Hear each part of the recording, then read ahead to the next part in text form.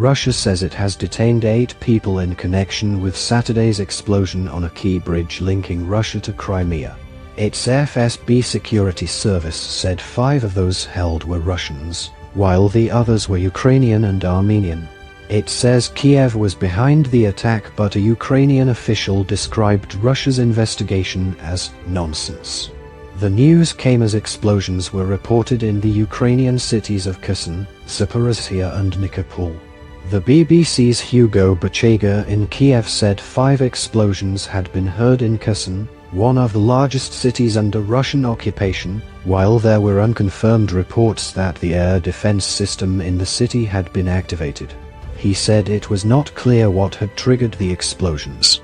Meanwhile, there were also blasts in several Ukrainian-controlled cities.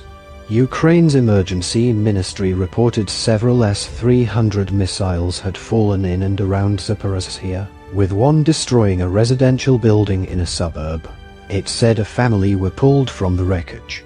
3 people, including a 6-year-old girl, were seriously injured by shelling in Nikopol, in Dnipro region, a Ukrainian presidential spokesman said.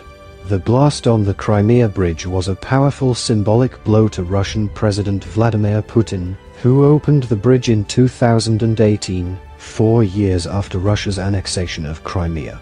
President Putin called it an act of terrorism, saying Ukraine's intelligence agents had aimed to destroy a critically important piece of Russia's civil infrastructure.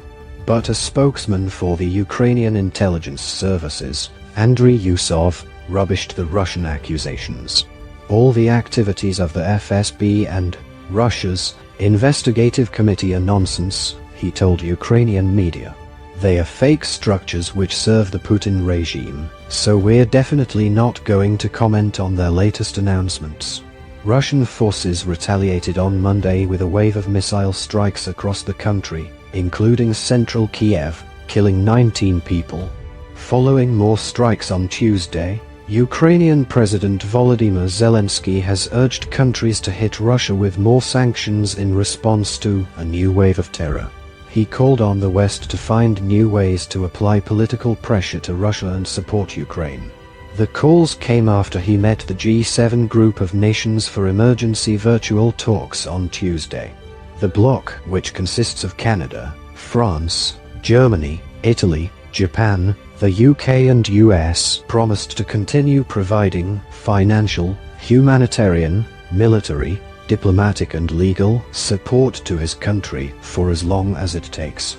NATO also said it would stand with Ukraine for as long as necessary. In another development, Polish pipeline operator PERN said it had detected a leak in one pipeline in the Druzhba system that carries oil from Russia to Europe. The discovery follows leaks in the Nord Stream undersea gas pipelines that transport Russian gas to Europe, which have been widely blamed on sabotage. Europe is facing a severe energy crisis in the aftermath of Moscow's invasion of Ukraine as it tries to wean itself off Russian gas and oil.